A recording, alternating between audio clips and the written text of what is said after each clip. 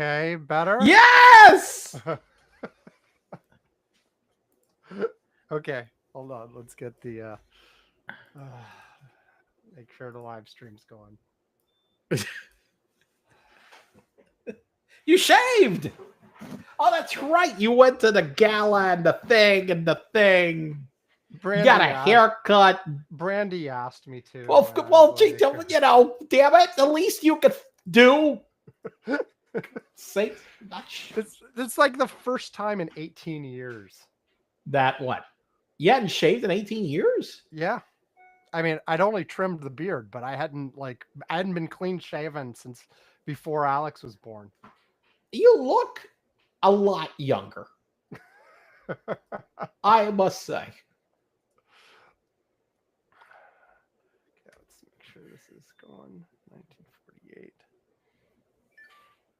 There we go. Okay.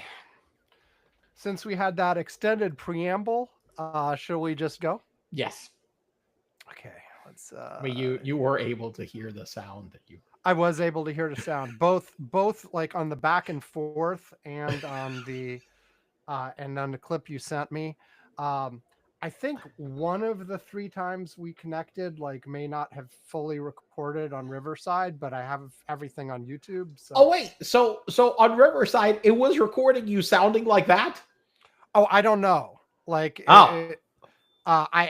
had recordings. Okay. Well, I ended up with, this is now the 3rd recording that Riverside has, but I think it's the 4th time we actually connected. So okay. I don't know exactly if it lost something, but if it did lose something, I have that on YouTube anyway. So anyway, I think we got everything. I think. Okay. We'll see. But not the only thing that I would use is if we got good recordings of Chewbacca. Yeah. Then I will of course include that. Yes. So. Yes. Okay. Let's get this thing started.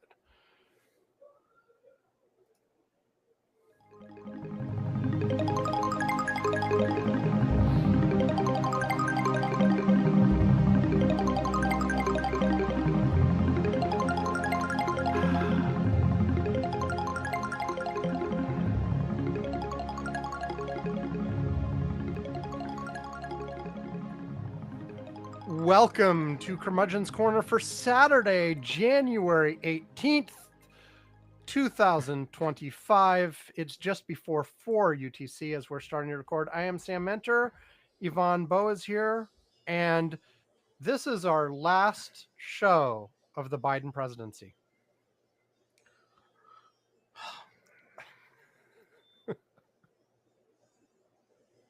Okay.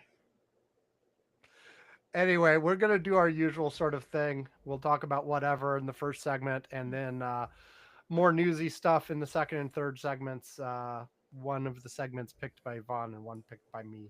That's the plan. So as we butt first into this, you want to start, Yvonne? You got a butt firsty thing? Do I have a butt firsty thing? Well, not gonna make a butt first out of our follies in trying to record the show today. So, you know, I don't know. We had some fun technical difficulties. I'm hoping we got enough of it that I put a little bit before the theme song, just so you can get a taste of it. Yeah, we was yeah. What the fuck happened this week? I don't know. It was a long. Well, the thing is, it doesn't have to be like a personal story. It can just be something that's been in the news that isn't particularly serious. Or one thing that wasn't serious that wasn't in the news, but that thank God I did change my flight on Thursday. Oh, yes, I know what this is. Okay, because couple appointments wind up being rescheduled. My schedule kept changing. I did some of the appointments, but something happened, and then so it wound up that I didn't have the I had Thursday afternoon appointments, but they wound up getting pushed to next week. I'm actually flying back to Puerto Rico next week. And so they wound up getting pushed. So I'm like, well, I'm trying to get back home earlier. So I snagged, I called agency and I said, well, and they were able to get me on the 7:40 something a.m. flight to Miami. Okay, got me, back at 10 a.m. or a little a.m. Gets, work, pick up my son from school so my mom doesn't have to go pick him up. Because my wife is still like, even though they actually took off her cast, she's finally on a walking boot and she's trying to get used to at this Nice. point. Well, I mean, not that it's nice to have a walking boot, But but it's it's better nice as an than improvement from where it was. my as improvement over was. So we did that yesterday afternoon. Um, and so so I was doing that, flying back from back from San Juan. First, and so then SpaceX decides to launch their rocket yesterday, Starship. And so it broke up in space, and it broke up really spectacularly badly in such Mm-hmm. a way that it basically flights that were going over my route. Basically, there was a ground stop in San Juan. The flights to Miami, flights northbound could not leave because of the debris coming down from the There, damn there, were- rocket. there were lots of spectacular videos of the explosion, both from the ground and from aircraft. There were lots of Yeah. people pointing their cameras out of their plane from commercial flights, various places. And apparently, there was some damage on the ground on Turks and On Caicos. Turks and Caicos, yeah. So Yeah. this wasn't like just whatever. This was a serious incident. Okay. And flights wound up being diverted because debris was raining down. And there was like I actually shared a video from one of the this flight guy that I follow a lot, and he showed all these circling patterns that all of a sudden aircraft had to do in order to avoid that. And basically, there was a ground stop in San Juan, so it would have meant I was going to go on the later flight.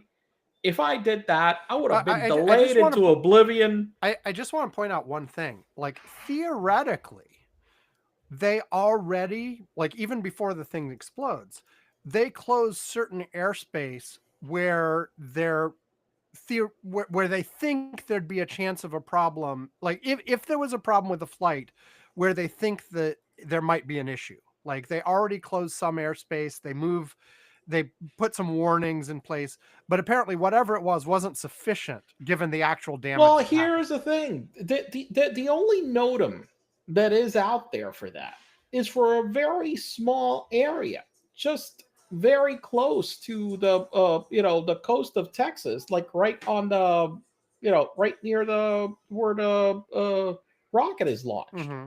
But it's not much further out than that. Okay, I actually in that video I shared, they actually showed the area.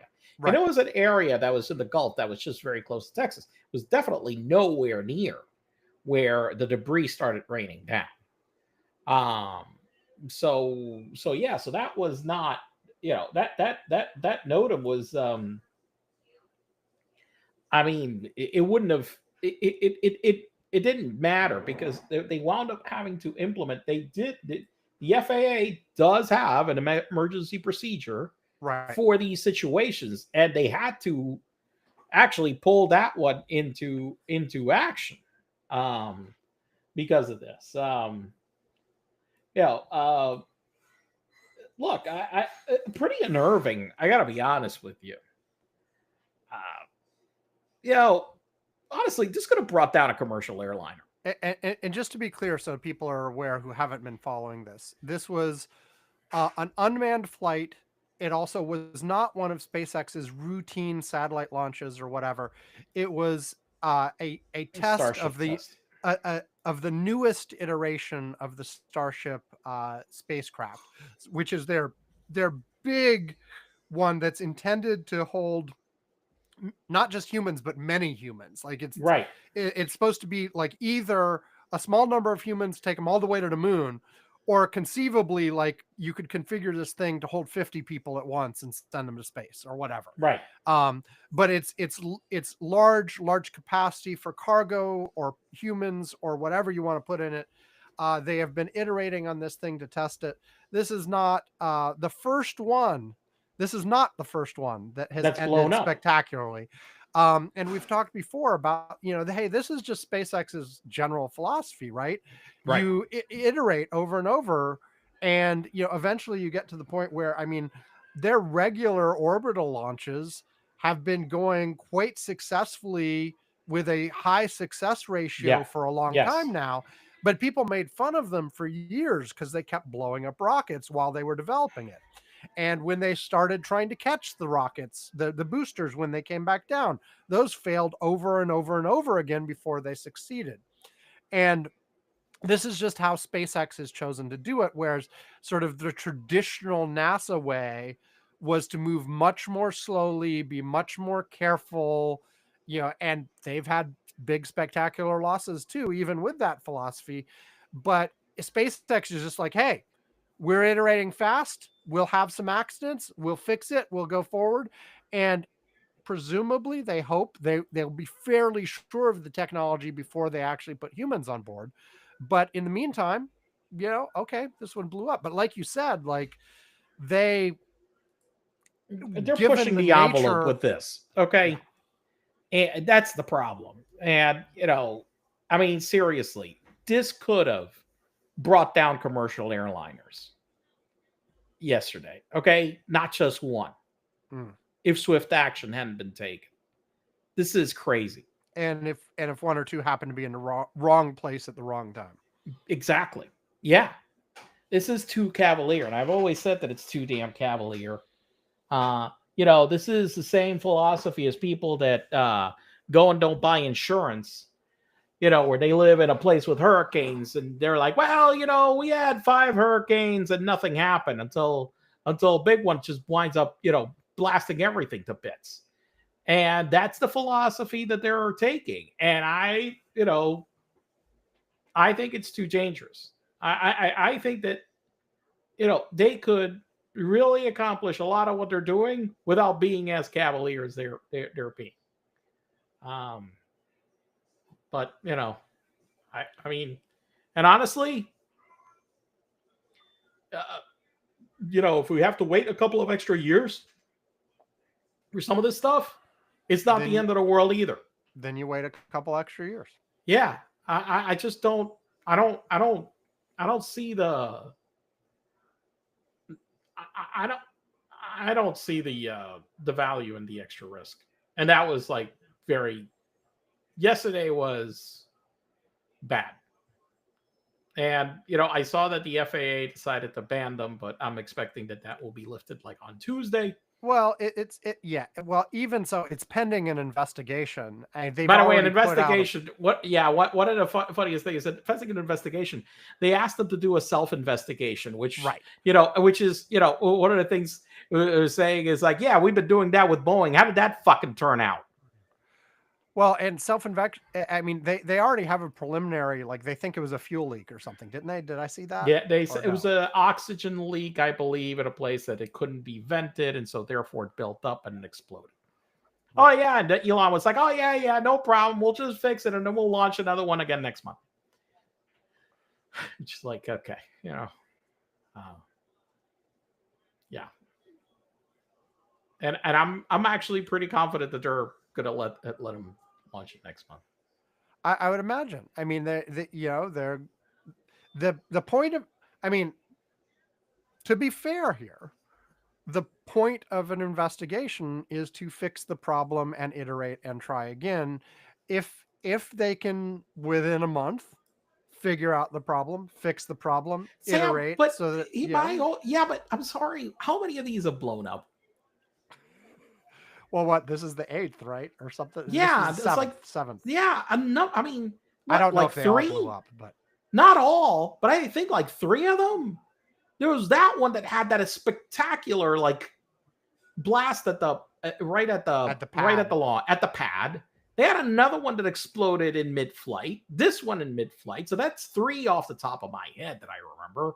I mean, these things just explode like right now. They're just like, we'll launch another one. I'm like, I don't. Well, how how else are you going to test it, Yvonne? Look, I guess the good thing is that they're not putting people in there. So Well, it'd be like, we lost a couple of more astronauts. Oh, well. Maybe you just need a bigger and larger exclusion zone for the next test. Like what? Like, what are we gonna shut off? The Gulf of Mexico, or the Gulf of America? Planet, but okay. What? I was thinking the whole planet, but okay. Yeah, that's reasonable. Sure. Yeah. I mean, you never know which way this thing's gonna go. Right? Well, that's true. Yeah. It could really spin out of control. Yeah, for all we know. Yeah. And next time it's gonna hit Antarctica. Oh, there you go. Yeah. Well, no. You actually have a fairly good idea where they're gonna go. Yeah, I have a fairly good idea where it's gonna go, but still, I mean, I'm like, I don't. But it's it's a pretty big path. Well, and especially when it explodes. And when it explodes. When it explodes at high altitude, the debris can cover a significant area. I mean, that's why it's potentially dangerous, and so I don't know. I mean, I think there are advantages to Elon's approach here, or SpaceX's. It's not really just Elon. I mean, but there are some advantages to that approach. But you're absolutely right. It is a conscious decision to play fast and loose with safety in order to iterate faster. That is a very conscious decision as part of what they do. I feel like they are a little bit more conservative once you have humans on board, but a little bit more conservative. I mean, would it be entirely shocking if at some point, SpaceX loses some humans? No. I mean, NASA was theoretically super careful and slow and blah, blah, blah, and they still lost people. Elon will lose a few astronauts to be like, well, that's a shame. Okay, yeah, great. Hey, where the next guy's going? Huh? Yeah, I have noticed, one of the things, and I pointed out this years ago, and it still hasn't changed, is that the other 2 billionaires who have space programs, Branson with Virgin Galactic, and Bezos with Blue Origin, have both ridden on their own spaceships. Yes, they have. Elon has not. Isn't that interesting? Now, I will say look, Branson was always a kamikaze guy. I mean, in terms of he broke this transatlantic speed record crossing the Atlantic on a boat. Okay. Mm-hmm. And if I remember correctly, one of the attempts failed and the boat sank. It was that bad. I mean, and then they tried again and he did do it. It was so he is one that is willing to put his life on the line on something that is that risky. So he's done that. But I haven't seen Elon doing that. Not yet, anyway. I was trying to verify. My memory was that Jeff. Yeah, I found some pictures. Yeah, Jeff Bezos rode on that one with Shatner and all those folks. Well, it wasn't the same flight as Shatner, but yes. But yeah, he did ride on. I was pretty sure I remembered it, but I just double checked it. It wasn't the same flight as Shatner. I thought it was. No, different flight. Okay, but I mean, he's done a whole bunch of flights with different celebrities and different paying customers and stuff. And there's they also, by the way, since we're talking space milestone things, Blue Origin successfully launched their first orbital flight this week as well.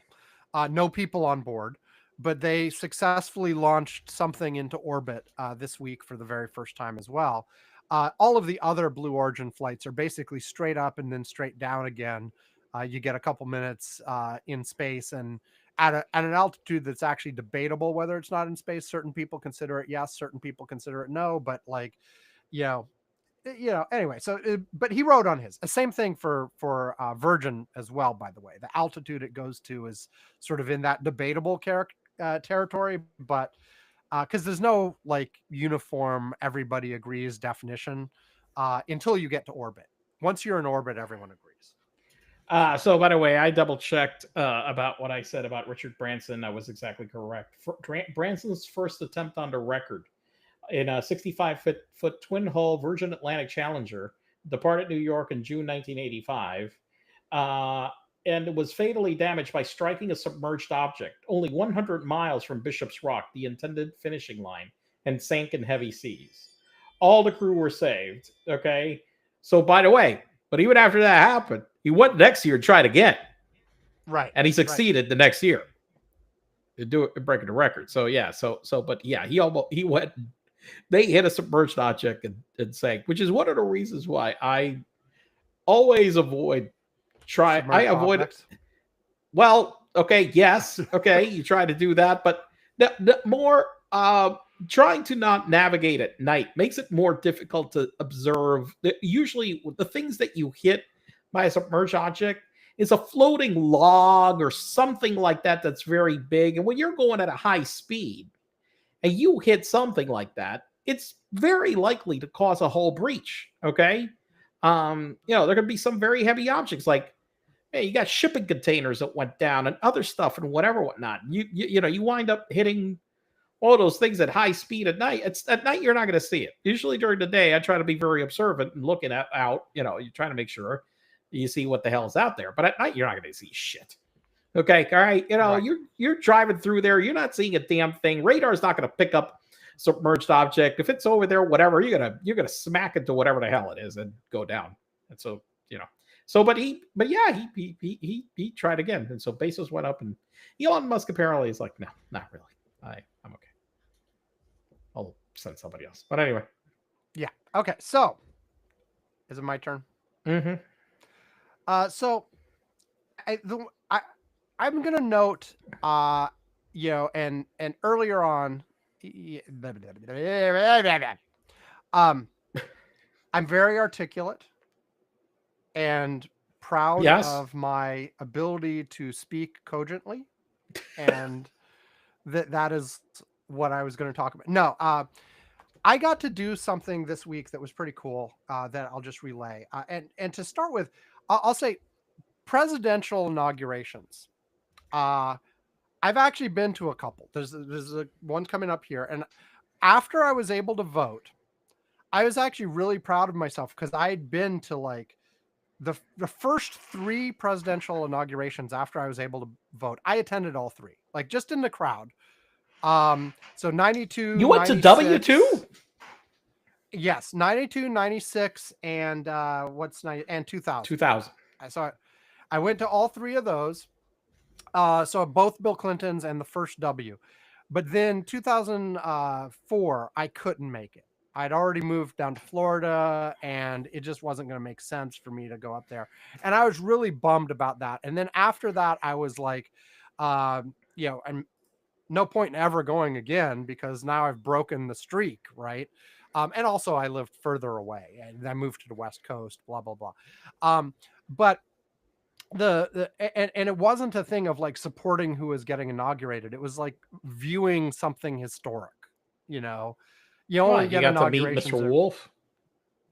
Well, that was not at an inauguration. That was a separate trip to the White House. That was a separate trip to the White House. Okay. Yes. Yeah. When we met Wolf Blitzer and Jim Bohannon and who else do we do? Barbara. Was it Barbara Walters? Yeah, probably. You weren't there for this one. I wasn't there for that one, but I remember it was Barbara Walters. You guys said we met a whole bunch of folks because the White House. I can only assume accidentally invited our college radio station to a event for radio talk show hosts on Hillary Clinton's healthcare plan. And that's why we were there. So we were in a little conference room, and people came. We heard from Bill Clinton. He came and talked to us. We heard from Tipper Gore. Oh my God, We Tipper! heard Forgot from about Tipper. Tipper Gore, a whole bunch of people. It was a lot of fun. But anyway, that was not an inauguration. But for the inaugurations, we were just trying to cover it for the show. The first one you were with me for, right, Yvonne? Or Yeah, we went you came together to. and we got robbed. We got robbed. We lost our radio equipment because we left it in the van and somebody broke in and blah, blah, blah. Yeah. And then I stole the car seat from the van that we'd taken out to make room for the equipment and kept that. It's still in my garage to this day. It is still there. Okay. All right. Well, it is absolutely still well, there. I guess we're past the statute of limitations with Avis on the. The one thing. Okay, so we claimed the seat. We told them the seat was stolen as well. Yeah. Well, the one thing that happened was, I returned the van in DC. Yes. Because they broke the window, so we couldn't drive back to Pittsburgh in that van. So the seat had stayed in Pittsburgh because we needed to take out that seat to make room for the stuff. And so all of a sudden I returned the van because it got smashed. They give us another van. Avis was very nice about that. And then I remember that I go and I drive and I get home and I'm like, oh shit, I got the seat. The fuck? I got this damn car seat in here. How am I gonna? So anyway. I mean, so I had the point of my insurance paid for it. It's fine. So they got their money. Thank you, American Express. Everything. The point of all this was not anything about attending those inaugurations per se, but that one of the things that our little intrepid group of radio people went for the first two. I think the first time I went with the radio station folks. The other times I think I went by myself, or with I think I went with a couple of our friends the second time, and just by myself the third time.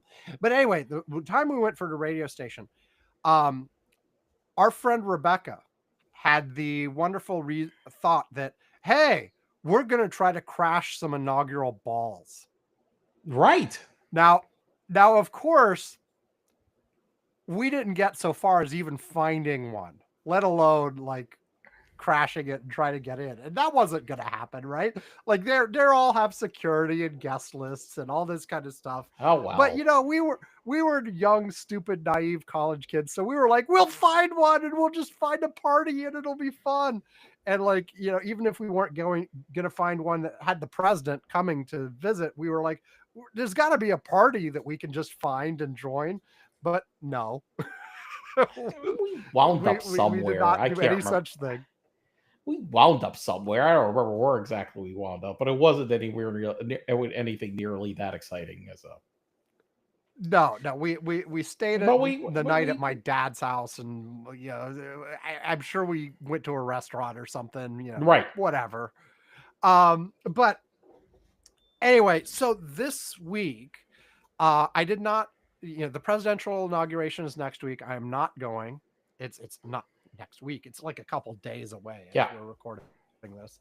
But I'm not going to that. But I got to go to the inaugural ball for the governor here in Washington State. Now, I will add though, my wife, as a state representative, got free tickets to this thing.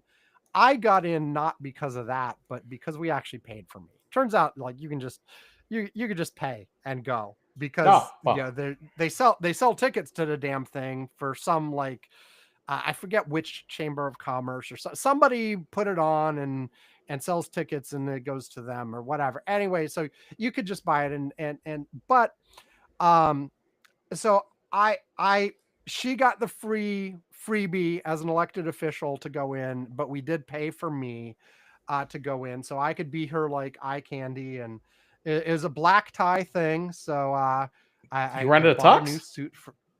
I did not rent a suit, but I bought a new black suit. It wasn't okay. Really there you go. The guidelines said black tie, or a nice black suit's good enough. They weren't too picky on it, and get your bow tie. No, I almost did, but I went with a little purple tie that went with Brandy's dress. or Okay. actually not her dress, with her hair, because she's got purple in her hair. So Okay. went to coordinate that way. But no, so I got a haircut. I shaved for the first time in well over 15 years. It was sometime before Alex was born was the last time. I'm thinking it was 17 or 18 years. Um, and we got to go, and so we go into the thing. It's super crowded. Like the first thing you go into, there's like this tent thing in front of the state capitol, and that's where like the food was and stuff like that. And I go in and I'm like, well, this isn't all that impressive. I thought it would be like somewhere fancy and nice, and it's like in some catering tent. um but then you hang a left from there and you go into the actual Capitol building, which is, and I've been in the Capitol building a number of times, including earlier that week. I went to my wife's swearing in for her third term. um it was her third swearing in. She had half a term, and then she was reelected twice. She was appointed, served half a term, and then reelected twice. So it was her third swearing in. The first one was at a judge's office in the middle of the night at some courtroom that we were able to get into right after she was appointed, middle of the night. It was like 10 p.m. or something. But and then the other ones were in the state capitol in the House building, and they did the blah blah blah, and I was there. So I've been to the state capitol a number of times. Impressive building, fancy building, nice building, lots of marble, etc. And we go up into the rotunda. It looks good, but it's super crowded. And apparently there were speeches. The governor said something. Various other people said something. But we did not really do that, because my wife also was not happy with the crowds. Like, I'm not a big crowd person, and she doesn't seem to mind crowds when we like go to a concert or something. But she did not like these crowds and was ready to get out. And in part because every 5 feet someone would be recognizing in her and go, "Oh, Representative Donaghy, blah blah blah blah blah blah blah blah blah," And so very quickly She we had to be retreated on. She had to be to, on a lot. yeah. So it wasn't just like the crowd, like, if you're in a concert, you're in a crowd, but you're anonymous, right? Like, Right. there's just, Right. you're not. But yeah, she had to be on and talking to people and blah blah blah. And so very quickly, after like 15-20 minutes, we escaped to the parts of the Capitol that were only open to people who had like the badges, for being there. And so and it was a lot quieter there, but not completely quiet, because a lot of the other elected officials and their staffs and all those were also escaping similarly. So, and so I we talked to a bunch of other elected officials, of both parties, by the way. There was a section where we went in, because it was just the way to get past something. We went in on the Republican side of the building, and we're there were friendly greetings the whole way. It's like we ran into some Republicans. "Oh, Brandy, great to see you here. Blah blah blah blah blah. Oh, it's your husband. Nice to meet you. Blah blah blah." So it is. And then we went over to the Democratic side, and a bunch of Brandy's colleagues, and it was really. I'm not going to get into any of the detailed conversations, because but it was very interesting, because it was sort of flipping back and forth between, hey, this is just a bunch of friends hanging out and drinking and having a party and having fun, because Uh of huh. course all these people have like alcohol stashed in their offices, Yeah. and and so like there's just constantly people are partying, people are drinking, they're chatting, and so it would veer between bunch of friends hanging out and talking, and then all of a sudden it would switch to, okay, let's talk about the specifics of this bill that I'm trying to run. And like, here's this policy issue. What do you think about this? Can we change this? What would make sense in order to get this to go through? And so it's like it flipped between like business and pleasure multiple times. Um, and at one point, like, I don't understand exactly how it was happening, but suddenly, like, myself, my wife, and one other person were hanging out with the Speaker of the House in the Speaker of the House's office for like half an hour, just chatting. Yeah, it was just weird. It was fun. It was weird. I enjoyed it. I dressed up in the little suit. My wife was dressed up all nice too. We ended up like we had to leave because the security guards came and said, "Look, guys, we can't leave until you leave." Because and they couldn't technically kick us out because we were the elected representatives, and it's there. Or I'm not, but like my wife, but your and wife, a bunch of other people were. But they were like, "It's 1 a.m. We'd like to go home. Can you guys wrap it up, please?" So um, yeah, but anyway, it was fun. I got to go to an inaugural ball. It was for a governor, not for a president, but it it works. was still fun. And because we skipped out on the actual speeches and stuff, I did not get to hear the new governor say whatever he said at the inaugural ball. I mean, it wasn't his official inaugural address. That happened earlier at the day, and I didn't go to that. My wife had to sit there and listen to it as part of her job. I have met the new governor before at various events over the last year, because like that's just part of my life now, which I'm highly amused by because of my wife and the fact that she's an elected official. I keep getting to meet people. So I've met our representatives. I've met our like she personally knows like most of, not maybe not most of, a lot of representatives like to the US House. She knows personally, texts back and forth with them. A friend of hers was just elected to the House, and she knew a couple others before. I've met at least one of our senators, if not both. I've met the last governor. I've met the new governor. I met Kamala Harris's husband at one of these things. She got to hang out with Bill and Hillary Clinton once. Well, there you go. So, oh yeah, we heard from Hillary too when we were at the White House. We heard from both Clintons and both Gores, I think too, actually. Anyway, it was fun. I just wanted to note that, and the weird thing with the thing I'm always like, actually, I'll just put it out there. I'm super impressed by my wife when I go to these things, because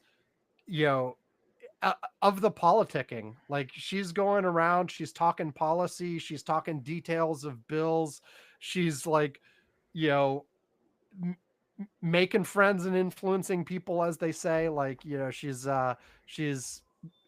making things happen, and she's pushing various things that, and the thing is, and she knows the stuff backwards and forwards, like it because she's one of the ones that like she's a wonk.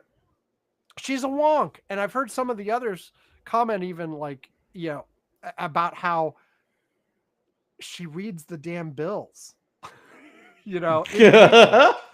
and she's one of the ones that'll like pull out something and say like, on page 30 of this thing, there's this clause that doesn't make any sense. We need to rip this sucker out before it goes out, or we need to fix it because this will become a problem down the line.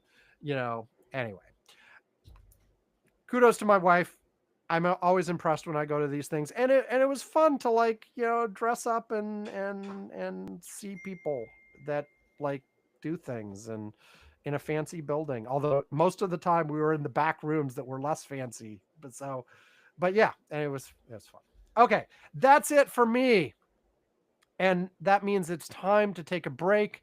And when we come back, Yvonne will pick a serious topic. The first break. Yeah, I've surprised him. See, I gave you a warning there. You have the time of the break to figure out what you want to talk about. He's like, what? I have to do what? I have to. God, yeah.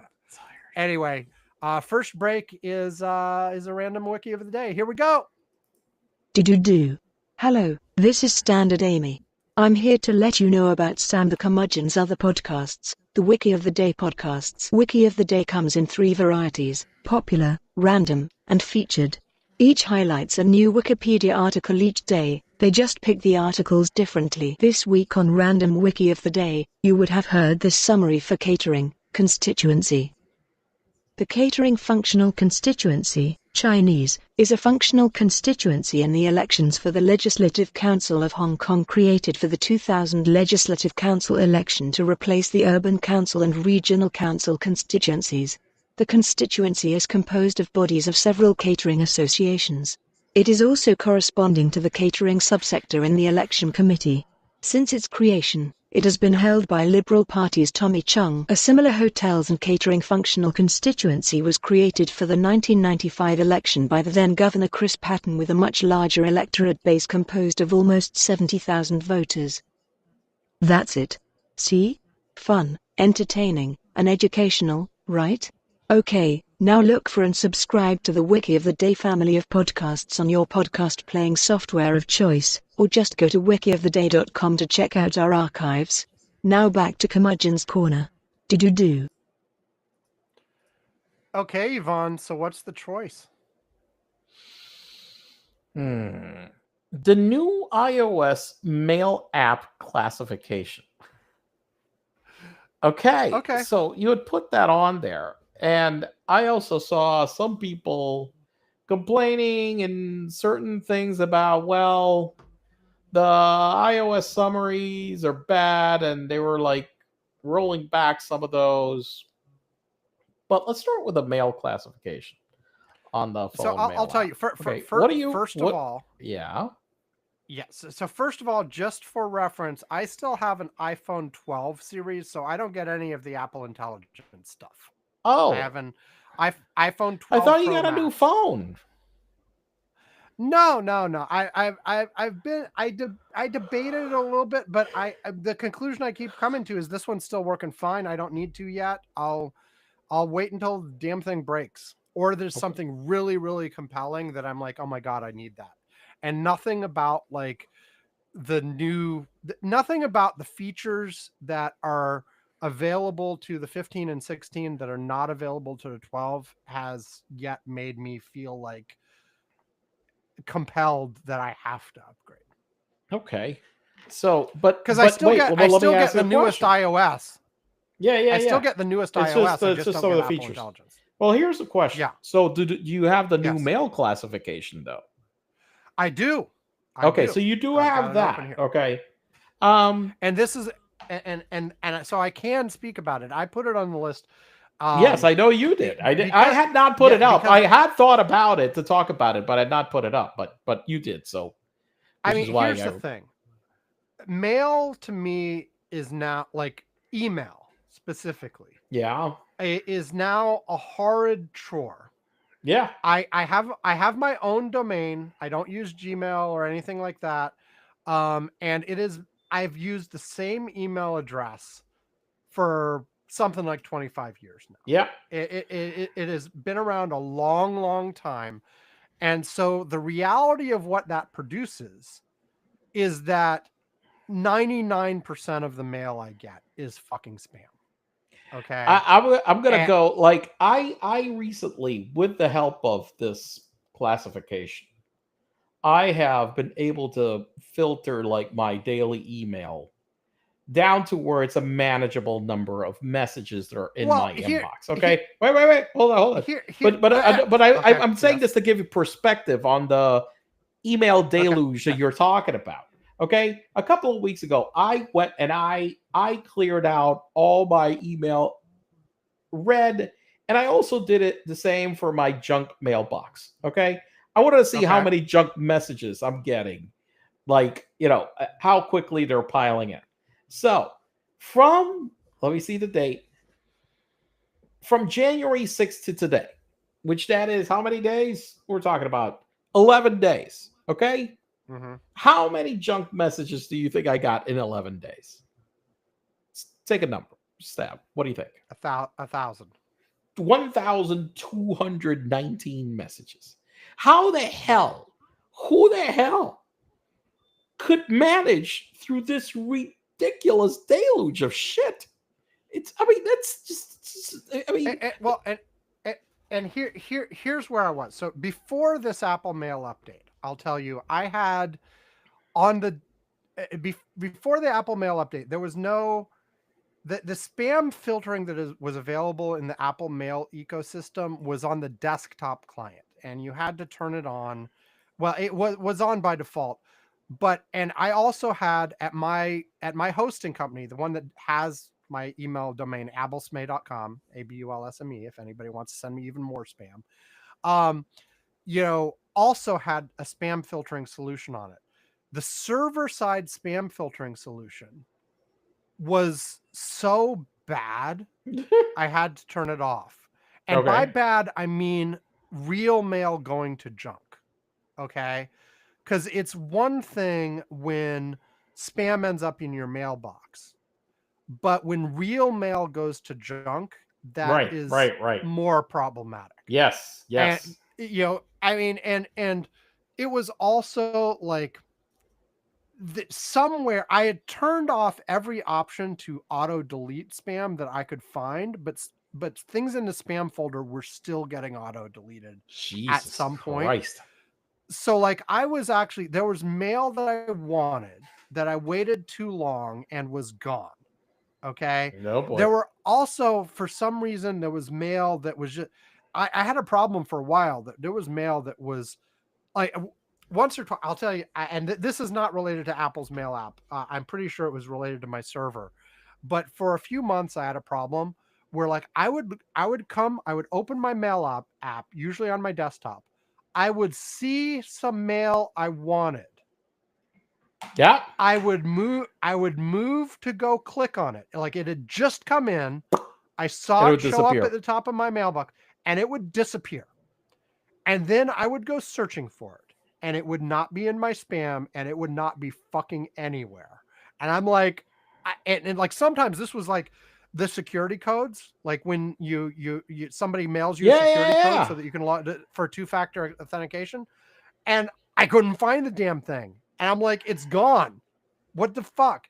And so I'm anal about keeping every email I ever receive. I have for years. I eventually started deleting spam. Like it's been like I've deleted spam for like 15, 20 years now.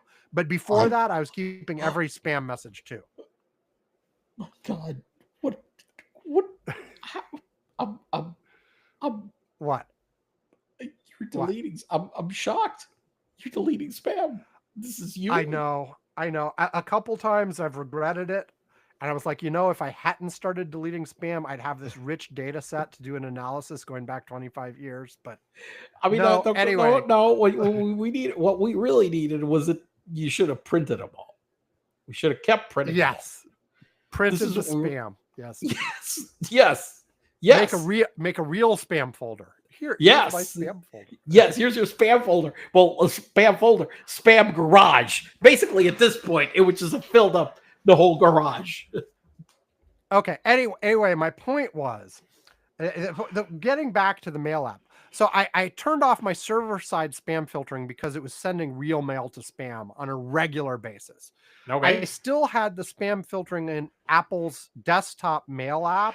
Yeah. And in Apple's desktop mail app, I also had dozens of rules that would move stuff to folders. Yeah. I had all sorts of rules to move things into folders based on like, hey, if it's from these addresses, put it here. My goal in all of that was try to make it so my main inbox was only human beings. Yeah. Like nothing automated. Yeah. Like no, even mail I wanted, like confirmation emails and stuff, I did not want that in my main inbox. Right. I just wanted like email that was sent by people. Okay.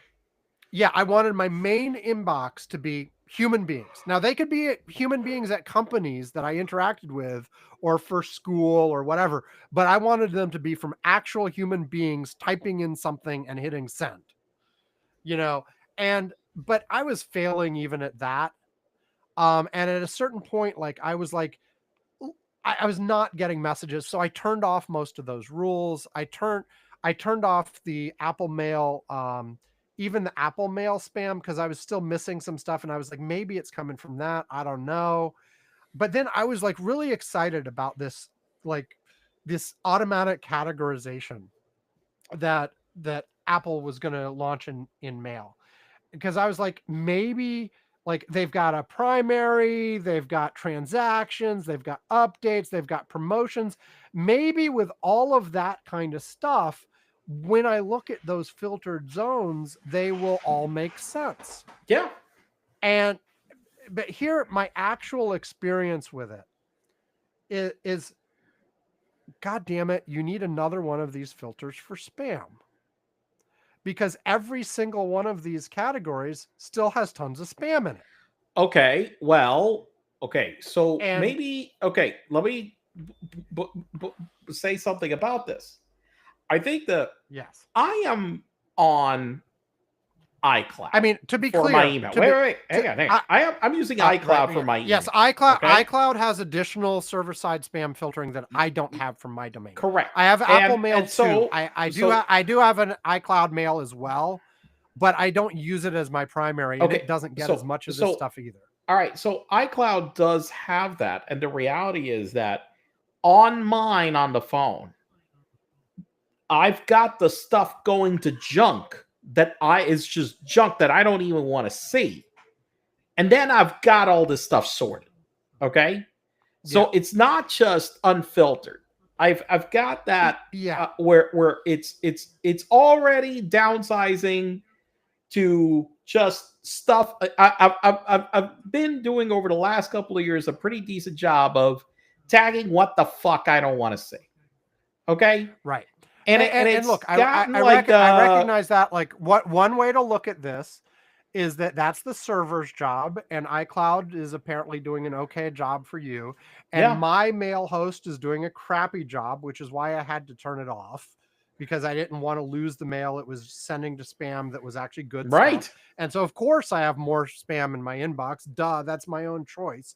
I need to get a better mail server and move my stuff over, which I have thought for a while, but it's just such a pain in the ass. I know, it's such a pain in the ass. My entire family has mail on the domain, and I have a bunch of aliases that like send like to both me and my wife or to the whole family or stuff like that set up. And I actually looked at iCloud does let you put stuff on your own domain and have a couple addresses, but they don't do the alias things. Like the last I checked, I haven't checked recently. No, I got aliases. I got a few aliases made for me.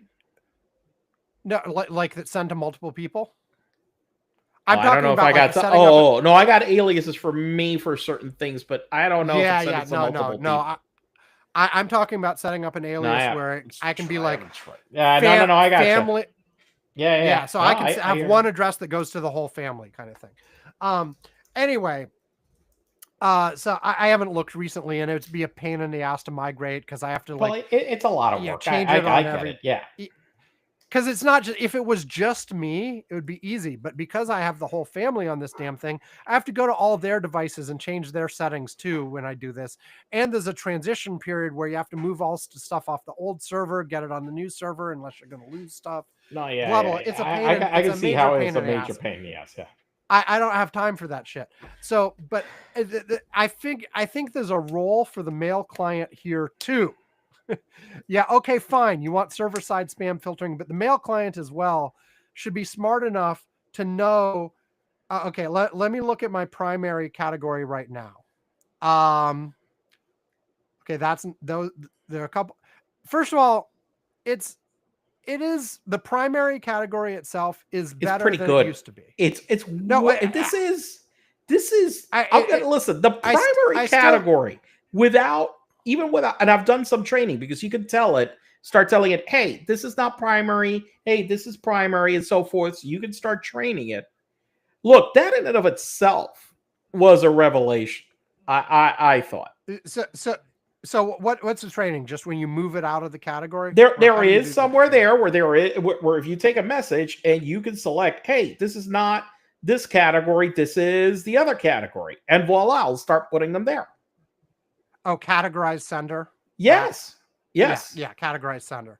See, and that will start putting that, and that will start saying, oh, you don't want that one in here. You want it in promotions. Okay, fine.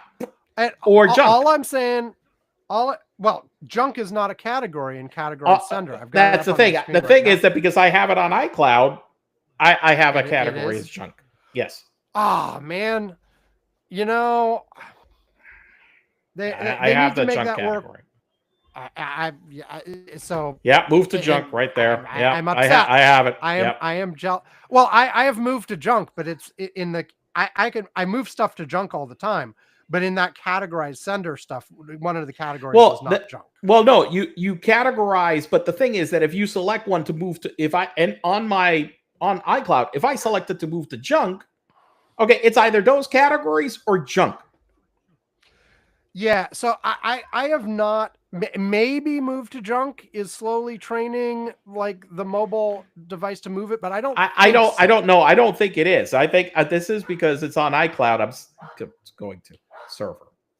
I know that it's been working because that's the way that I've been making sure that, and it's like sending it to junk on whatever device I'm using. So I mean, I'm logging into that email on my, it starts categorizing.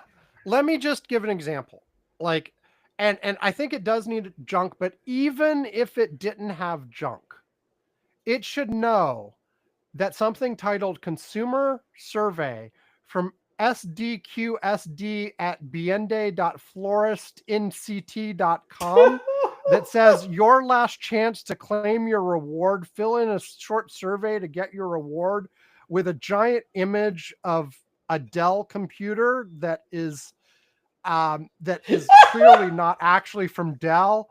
This offer is brought to you by Jalen Eaton. You're saying that's this does not belong in my primary, no matter what.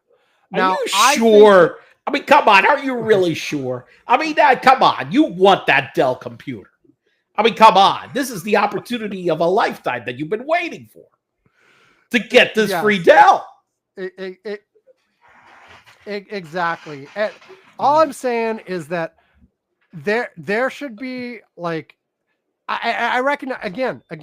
Okay, my problem is I'm not using iCloud for this. I'm not using Gmail. I'm using the same folks I use for my website hosting, and mail is not their specialty. And so they've got some default crappy spam filtering that didn't work very well. I understand, but the mail client can help here. At the very least, put it into a suspected junk if you're not like routing it to an actual junk folder. Because I do have a junk folder at that mail server too. Like you can move stuff. I would give you permission if you were good. And the other categories, by the way, are worse. Like if I go into transactions, okay, first one, daily headlines, something I've never signed up for. Senior perks. Thank you for properly identifying me as an old person. Voltex heated vest. Hey, I think, senior perks. I mean, come on, that they've got you, Yeah, something from Jeff Research. Emerald Map Reports. Come on, the emeralds. I mean, come on. That's another golden opportunity. Here's one from Dennis Hammer, which is a fake PayPal receipt for an iPhone in Australian dollars. And and these are all your primary. No, I've moved on to transactions now. That's a transaction. Well, that sounds like a transaction, but you got a receipt. Yeah, I got a receipt for the Australian iPhone I didn't order via PayPal. And updates is even worse. Look. It's just my point is like, okay, we're getting, with all of this Gen AI shit, the one thing that you'd think they could apply this to that would actually be useful, do my fucking spam filtering. All right. Okay. And get it right. All right. Well, unfortunately, my spam filtering is a lot more effective than yours. It's taken a lot of time to get there. Listen, I will tell you that I had a lot of difficulties over the years. There were some years that the spam filtering at Apple was like just not working at all. I had a fight with Apple support over that. where all of a sudden one of the OS updates, the spam filtering stopped working. And I was like furious. And I did hammer at them for months until apparently development finally rolled out a patch that fixed it. Okay. But I kept hammering them. I'm like, I had a case open. I'm like, this is bullshit. I've been using your damn spam filter, whatever. Now all of them are just going into my email inbox. And so eventually they did fix it. But yeah, I mean, I definitely mine. If I look at my let's look at my primary. Okay.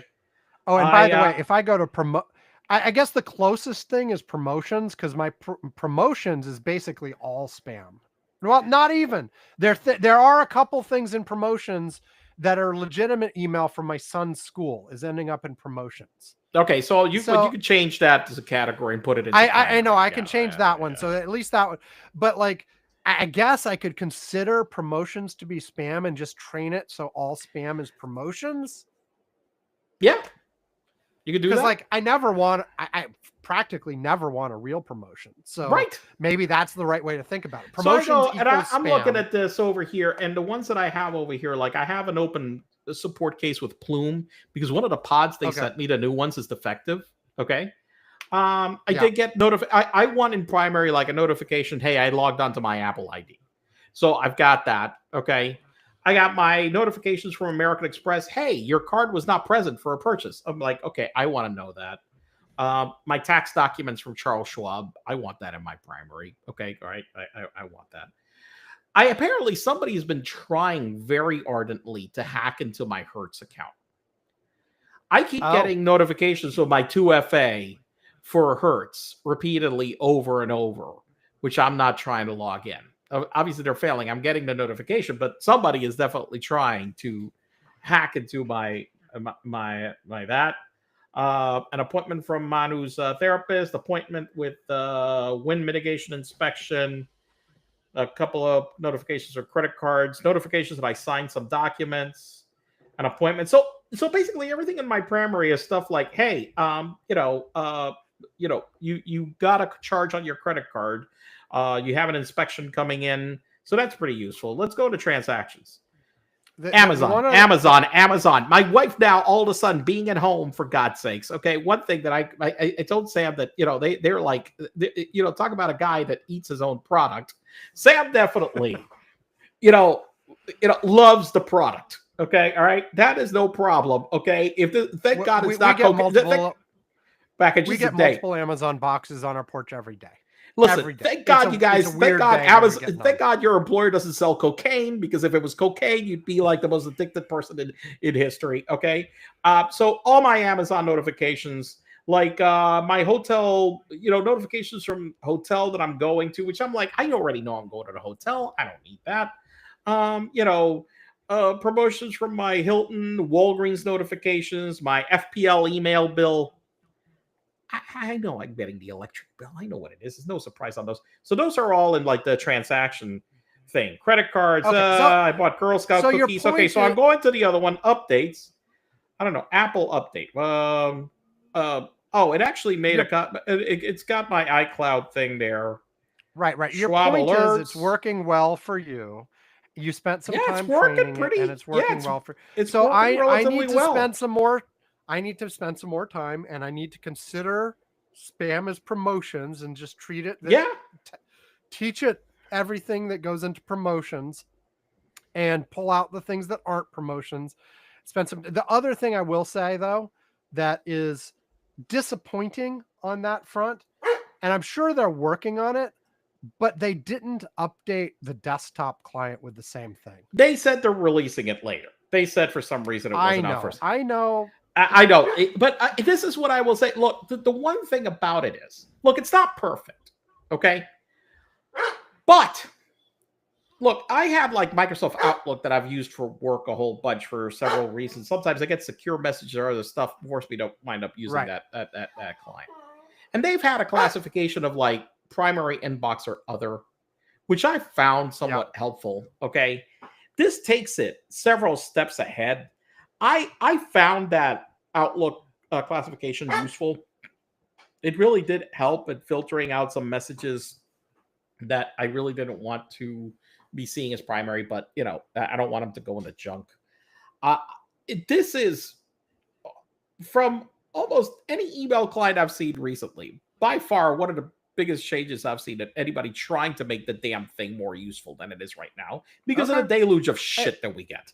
Well, and see, the thing is, like, I whenever I open my mailbox, the other thing, by the way, I use heavy use of in the Apple ecosystem, both on desktop and on my phone.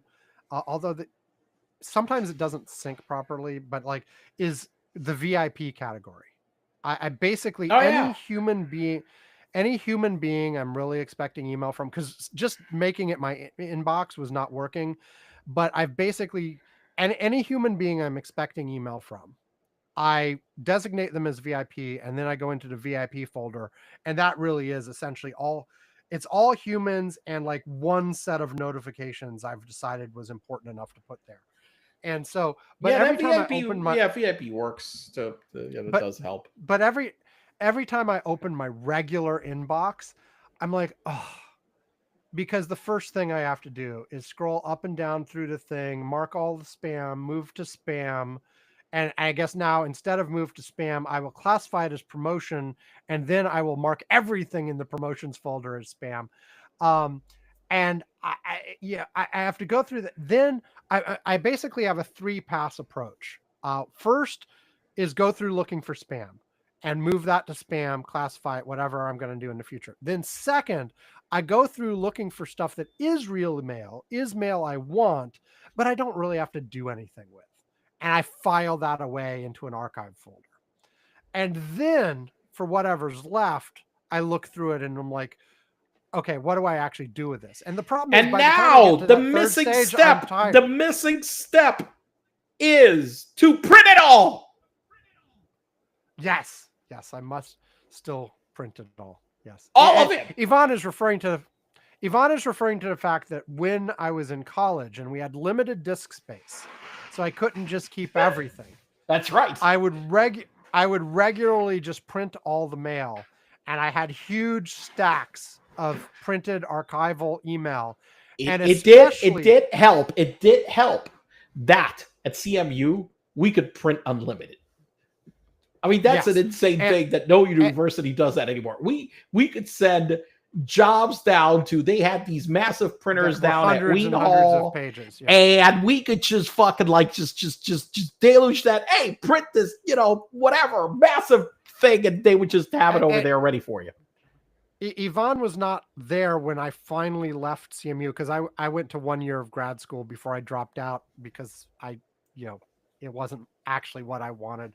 But like before I finally left CMU, I spent like several days doing nothing but printing to make sure I believe it. I totally believe it. Because it wasn't, it still was like, there was limited disk space. There wasn't a good way to move the stuff to a new account.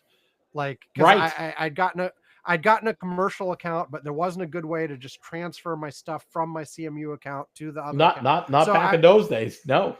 And so I just spent days printing shit and like reams and reams and reams and reams of paper. I still have, and I still have all of this in my garage. There's like something like 10 like of those banker boxes full of nothing but email from CMU. Listen, there was I went to his apartment in New Jersey after he moved out of this. There was a stack that reached the ceiling with printed emails. I will not forget. I'm like, what the fuck is this? Oh, those are the emails. I'm like, fuck. Including spam. Including spam, because I was not deleting spam yet. Yeah, back then. I mean, it's just, Well, there wasn't that much. There wasn't that much. Like, I am pretty sure that when that first spam email went out, that like you can look up what was the first spam email. I'm pretty sure I got a copy of that thing. Probably. Well, the one I really remember was the first Usenet spam, not email spam, but yeah, whatever. Anyway, we are old. Yeah, we're old. Okay, so we just spent an entire segment talking about email. It's been a long time since we've had a tech topic like that. Yes. Like it's a little bit different than what our normal fare has been recently. I mean, we talked the last time about whatchamacallit, the meta rules on whatever on content. So we talked about we talked about the content moderation stuff. Now we talked about email. Well, and and next week I'm going to talk about, I don't know, basketball. Yes, you're going to do everything you possibly can to avoid talking about the start of the Trump administration. Correct. I got to talk about basketball spreads and NFL playoffs, and I don't know. Sam is going to just like collapse into a heap of blubber on the other end listening to this. And then I'll force you to talk about Trump for the next segment. But like for today though, like as much as we could talk about, like, right before we started recording, there was a Wall Street Journal reported that Trump is planning on massive deportation raids in Chicago starting Tuesday. It's always good to telegraph those in advance. Yes. I'm sure no one will hide. Right. Or anything. But the point is the fear, though. If he gets people to hide, it serves the purpose. But anyway, serves the purpose of what? Publicity? Terrifying people. Oh, okay. Publicity and terrifying people. Yeah, I forgot that's like it's all performative. But anyway, it is time for another break. And when we come back, I'm going to keep with the tech theme and talk TikTok. Okay. That'll be my topic. Okay. So we will be back after this. You're supposed to say do. Do. Alex Amzela! Alex Amzela is awesome. Its videos are fun. And today, once again, we have one of our most loyal subscribers here to tell you how awesome Alex Amzela is. I'd say on a rate from 1 to 10, Alex Amzela is awesome at, 37, 82. He's pretty radical. His videos are phenomenal. They're full of creativity. And they're so funny and exciting to watch. Wow, what happened to your voice then, Amy? Was that Dad pretending to be you? Because the audio was distorted when it really wasn't? Because I told him to? Yes! Good job on remembering, Dad. Do. Okay, we are back. Before I start talking TikTok, I will say it had been a long time, but Alex actually posted several new videos to that channel over the last month. So wow. I know. Now he's 15 now. He's posting videos from when he was 7 that were originally recorded when he was 7, but he did post some new stuff, like right around New Year's, December 31st, January 1st. He posted a few things. I don't know if he's going to do it again anytime soon, but yeah, you can go check that stuff out. Look, people, you have failed me. My real retirement plan. Forget about other stuff. My real retirement plan was his YouTube channel was going to blow up, and he was going to become a millionaire and pay for me. That's a good plan. Yeah. Now, and his current 80 subscribers is not really doing that for me. So like he is not generating income for me yet. So we got to get him to start generating income. I think that's I told him this the other day. I was like, look, you keep like developing more and more sophisticated, like partially built video games that you get bored with and move on to something else before they're actually done. You have to actually finish some of these things, put them out there, sell them, make us some money. Right. You can, like, I am counting on you, kid, to be making enough money so I can quit my job and lay back and, like, I don't know, like we talked about the other day, sleep and watch TV. I've got a bunch of other projects I want to work on too, but yeah, whatever. Like the kid needs to pay for himself, right?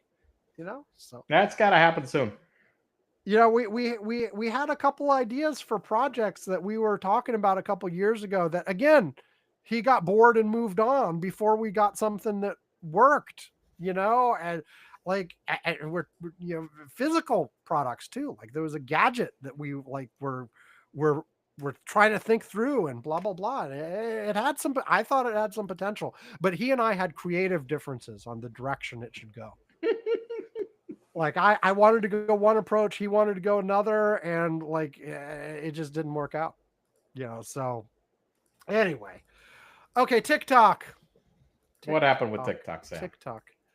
So as we are recording this, early Saturday UTC, Friday night US time, it is still not quite 100% clear. Now, the Supreme Court upheld the ban of TikTok that Congress passed.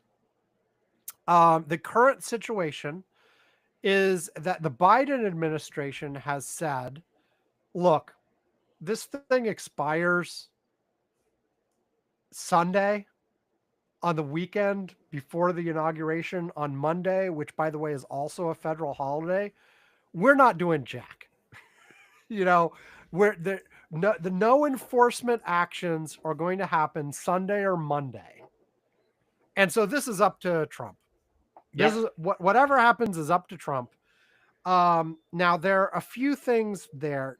First of all, TikTok themselves have said for a while that unless they won, they're just going to proactively shut down access to TikTok in the US. They're not going to wait for Apple to pull them from the App Store, for Apple and Google to pull them from the App Store, and for ISPs to do blocking or whatever. They're not going to wait for any of that crap. They're just going to proactively like block the US themselves and shut this down. They said they're going to redirect anybody who tries to use the TikTok app to a web page that just explains what's going on. And they, after the Biden administration had said, look, no enforcement Sunday or Monday, it's up to Trump. TikTok explicitly said, look, we're still going to shut down the service on Sunday. And presumably this is like 12:01 a.m. on Sunday Eastern time or something. We're still going to shut it down unless we have like an ironclad assurance from the Biden administration of XYZ, at which the Biden administration can't, because they can't make promises for the Trump administration. Right. And so it looks like TikTok will be shutting down. Now, the question is for how long? Right. Because there are a few other things that are case. I've heard a number of people say, and like I have not investigated the law myself to know this detail because I haven't heard this universally from all places, but apparently there is something in the law that the president can declare a one-time 90-day extension, which you'd think if that was actually a capability, like it could have just done that. But apparently... Sorry, I'm recording the podcast. Go. Yeah, it's okay. Sorry. Yeah, thanks. Yes, I know. Okay, come on. Sorry. Yeah. Anyway. Okay. So you'd think if they had that capability, the Biden administration could have punted it that way, since the deadline is on the freaking 19th, which, by the way, Congress put the deadline on January 19th. Oh, it's on purpose. Yeah. Yes. So, but, or was it? It was a certain number of days out. Like the law was passed, and then some federal agency had to make a declaration that TikTok met the criteria, because the law does not actually say I think it does mention TikTok by name in one place, but it's worded in such a way that it could conceivably apply to other companies, and that were owned by China. There's some sort of executive declaration that has to be made, so it's probably some amount of days after that. Anyway, whatever. But there's no way it was coincidence that it's January 19th.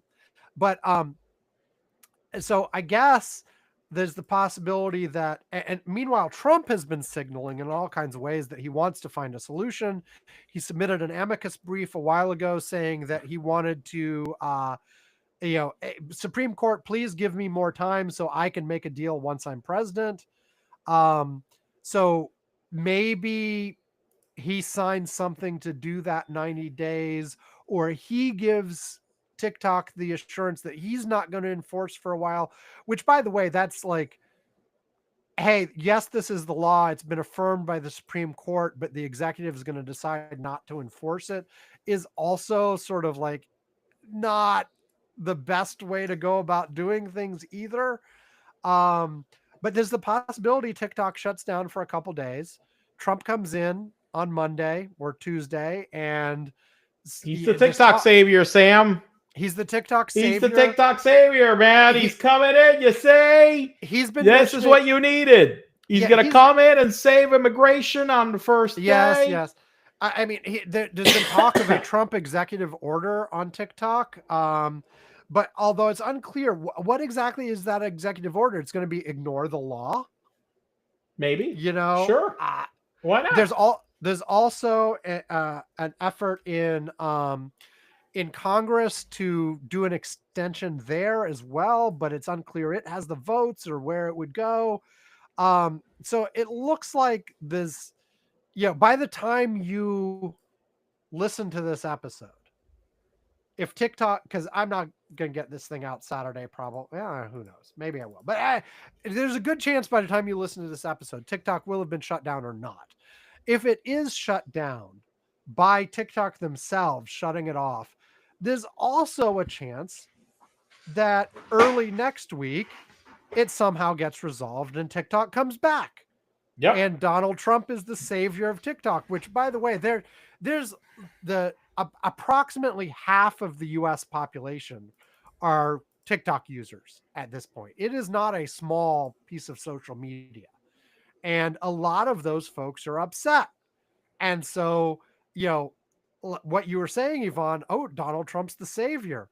Like, coming in and rescuing TikTok would be like, this would be good for his ratings. Like, people will actually appreciate that. Hell, I'll appreciate it and like it. I'm also addicted to TikTok. I like my TikTok. I find stuff there. And look, here's the thing. And we had a conversation about TikTok when this was going through Congress. My ultimate take on this is that if you are going to take this kind of significant action, just saying that, it's dangerous because China owns it, without backing that up by declassifying whatever classified evidence you have that they're actually doing something nefarious, and the various protections that TikTok has said that they have in place to make sure that the key critical components are controlled by American employees in the US and are not controlled by China, because that's what they say. Like, their defense is like, look, we've actually firewalled this off. The subsidiary can do this, that, the servers are in the US, the people running them are in the US, blah, blah, blah, blah, blah. Like, if you're going to do something this drastic, you should have to prove it publicly, not just say, trust us, we've got information that it's actually bad, or worse, trust us that this is a danger that they haven't actually acted on, but it is dangerous. Because, look, I fully believe, yes, like, having the ability to manipulate the conversation is problematic. But here's the thing also. It's problematic when X does it too. It's problematic when Facebook does it as well. The fact that TikTok has the capability, okay, fine. They've got Chinese ownership, and maybe that's a little bit different. But frankly, I'd be a lot happier if there are certain behaviors of things that social media companies should not do with your data or should not do with how they manipulate the algorithm, then make that illegal across the board. Make it apply to the American companies too. This just does not seem like the right solution here.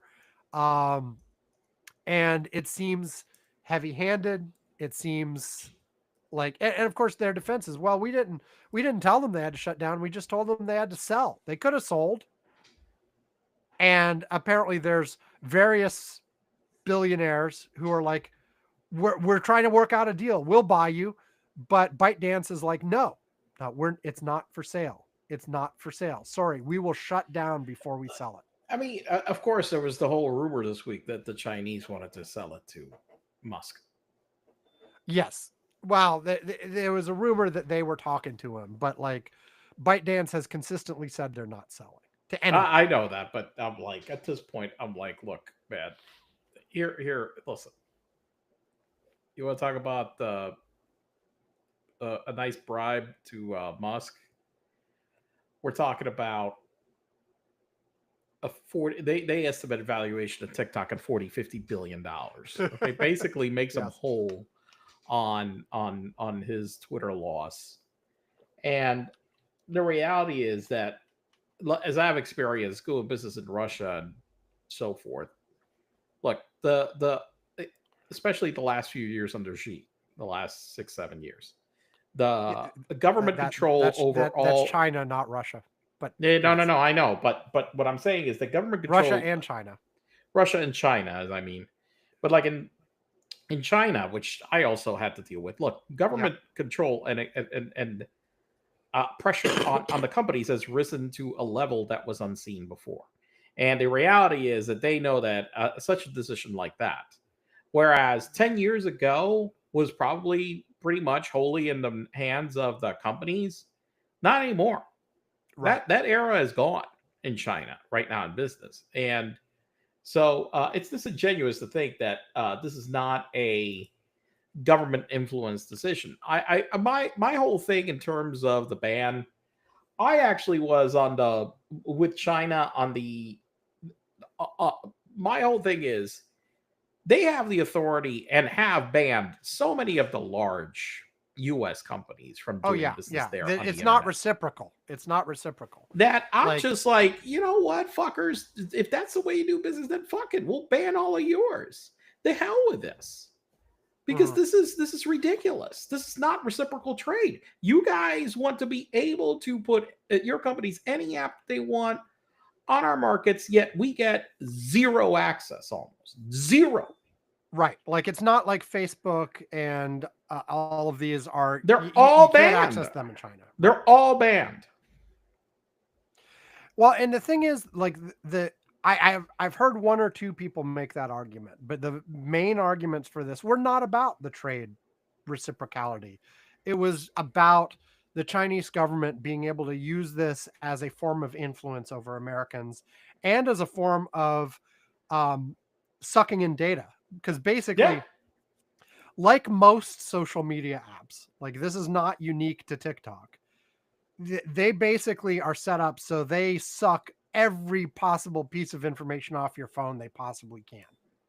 But that's my point about the reciprocality. You're not saying reciprocality, but the reality is that that's really what's happening when you're saying, hey, you're doing all of that here, and we have no access there at all. And so I just, look, but bottom line, I heard. Yes. Was that a bullshit? Well, of course, I didn't double check this. Factually, I heard that the TikTok US CEO is going to be at the inauguration. Was that accurate? That is correct. He is going to be. So, I mean, I fully expect it to somehow in some way be online. Yeah. So I my bet at this point, and I forget what I said on the prediction show, but my bet is it's going to get shut down on Sunday and it will come back online certainly before the end of the year, but quite possibly within days, depending on what Trump does and what sort of deal he makes. But I did look up TikTok in terms of their data sucking policy on the Apple App Store. Data linked to you if you use the TikTok app. Purchases, location, contacts, search history, identifiers, diagnostic, financial information, contact info, user content, browsing history, and usage data are all captured. No, nothing. Yeah, data not linked to you may be collected, but not linked to your identity, usage data. So just a tad, but like to be clear, like you go into almost any other of these apps, they're doing the same damn thing. Yeah, This is not uncommon. This is like, so if you have objections to that, talk to all these other apps too. Now, the other thing I wanted to mention though is in the last week, I don't know how closely you've been following this, Yvonne, but there has been a cohort of people on Twitter who have been like, you're going to shut down TikTok because it's a Chinese app? Fine. Fuck you. We're signing up for Red Note. And Red Note is a Chinese social media app aimed internally at Chinese people. It's in the UI by default is Chinese.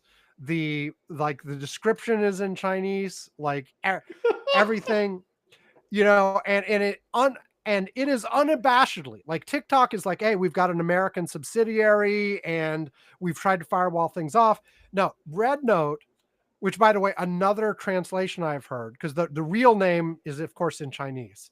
Red Note is how I've seen it translated most commonly, but also Little Red Book, which of course has the little certain connotations in right, Chinese exactly. history. Yes. So there are all of these TikTokers going over there, signing up for Red Note, and they're calling themselves TikTok refugees. So there's been this whole thing of like all these Americans crashing this Chinese app and starting to post over there, having Chinese people come in and first of all, be extremely welcoming. Oh, welcome to the TikTok refugees. And like, we'll help teach you some Chinese. There's like all kinds of Americans posting videos. I have not signed up for Red Note. So I am looking at videos that people have taken of what's going on Red Note and posting them back on TikTok. There's Americans like trying to learn Chinese to talk to their new Chinese friends. They're American TikTok refugees who already have hundreds of thousands of followers on Red Note. There are Chinese people asking the Americans for help with their English homework. And apparently there's all kinds of like wholesome cultural exchange going on between the Americans and Chinese people on this app. There's been like, people showing each other their pets and stuff. Like there are a couple of interesting... I thought you were going to say something else. Okay. Well, actually, let's go for something else. Because one of the things the Americans are finding out fairly quickly is there are lots of things that aren't allowed. Oh! Because... Really? Do tell! Apparently, like certain... there's certain things where like that people would post on TikTok doing certain dances in, let's say, scantily clad. Like TikTok doesn't allow like unclad. You go other places for that, but TikTok lets you like show a little skin. That was not allowed. There apparently, gay, lesbian, trans stuff does not go over well over there apparently. You think? Not really, although I did see one person countering that, but apparently like there were lots of Americans hitting terms of service issues over there and getting their accounts shut down for posting things that are not allowed on Chinese social media. Tell, really. And so hitting that, and like then you get the people saying with the backlash, hey people, I know you're all going like to Red Note to sort of screw the man, because there are lots of people like, oh, by the way, there are all kinds of memes about like saying people on TikTok saying goodbye to their Chinese spy.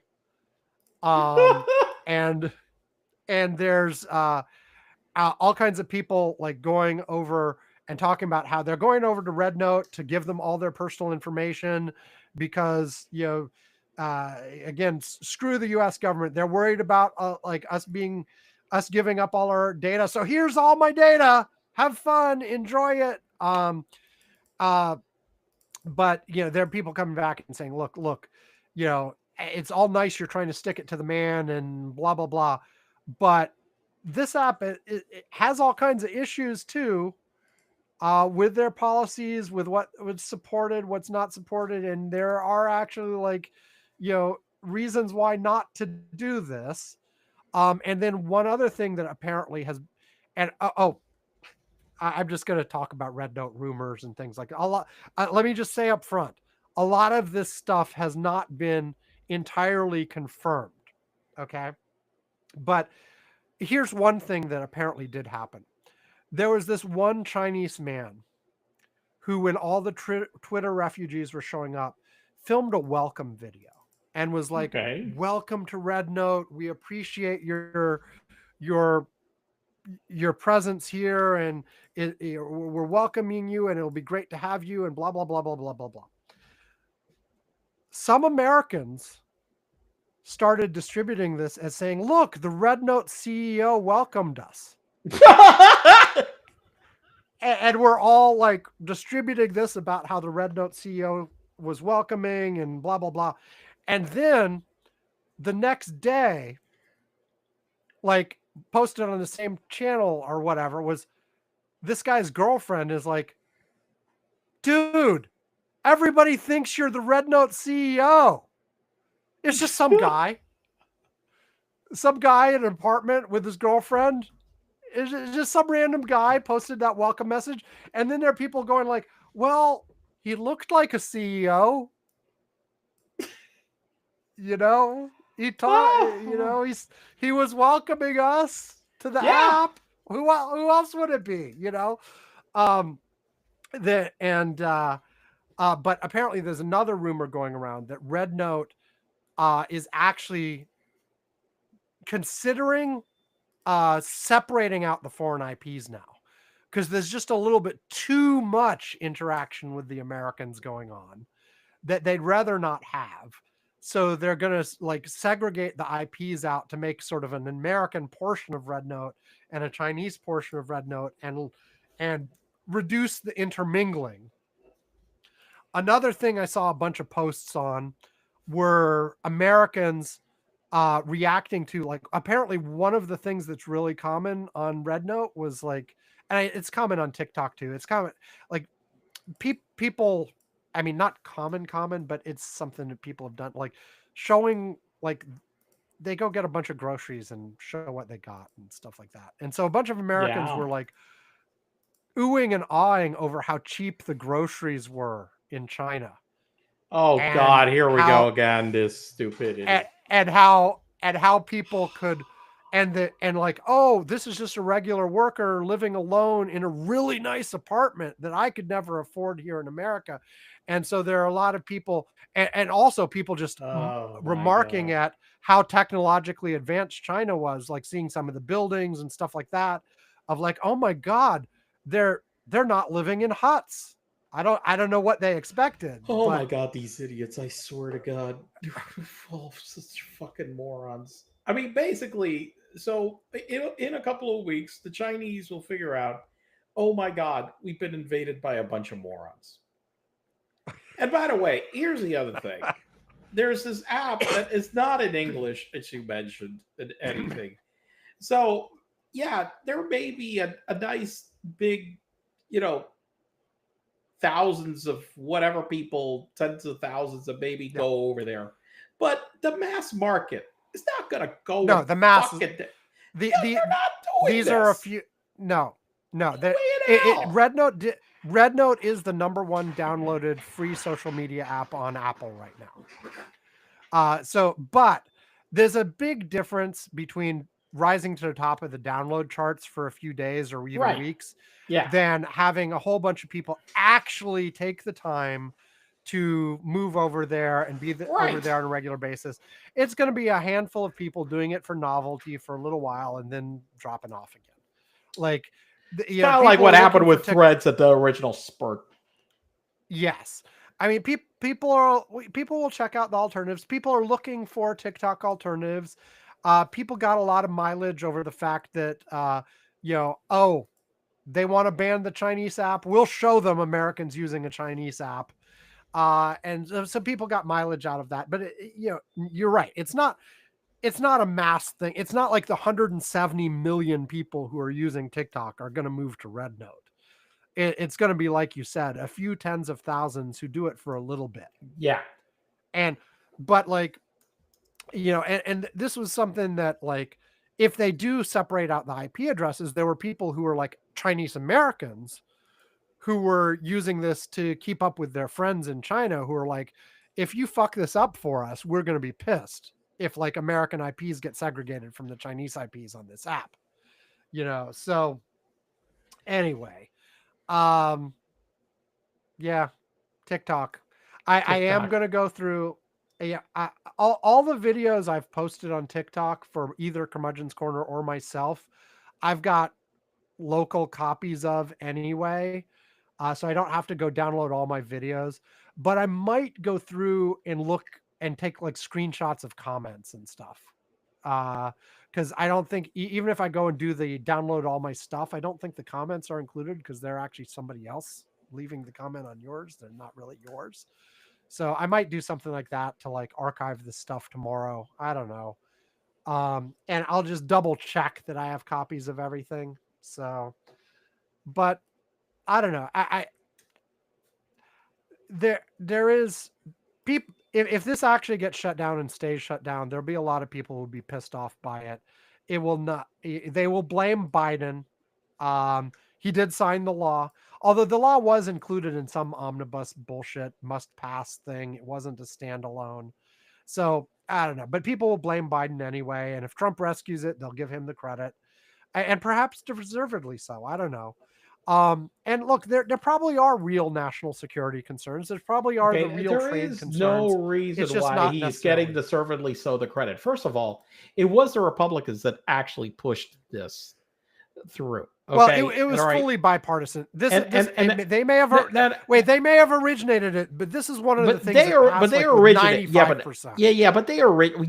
like you said, this was part of a bigger bill as well. Okay, so they tucked it in there. Trump had been actually banging the table for it. Okay, a while back, if you don't remember, and then changed his mind. Exactly. Okay. Well, so, and specifically, he changed his mind when one of the major TikTok investors, who was American, donated a bunch to his campaign. And then he changed his mind. Gee! Or I guess legally to one of his super PACs, not his actual campaign, whatever. And then the other I wonder how many shares of DJT that guy bought. Yes. Then he did well on TikTok. TikTok was one of his platforms that he used to spread his message during the campaign as well. Yeah. So anyway, I think this is a stupid way of dealing with it, even if there are real problems. But maybe Trump will do a deal and force a sale to some consortium of Elon and other billionaires. Mr. Beast has said he's got some billionaires he wants to buy it too. So Mr. Beast, famous YouTuber. Have you not kept up with Mr. Beast? I think I vaguely have heard of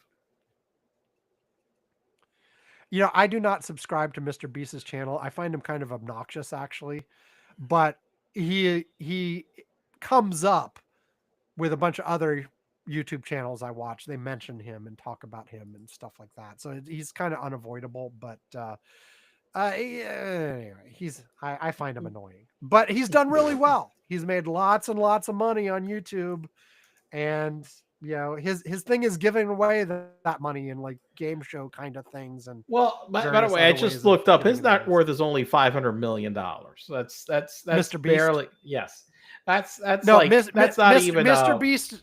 Just to be clear, Mr. Beast has not said he wants to buy it. He has said that he is coordinating a group of billionaires that he knows to put up an offer. Yeah. So it really would have to be a lot of other people putting up the money. Yes, or a handful of specific people. Right.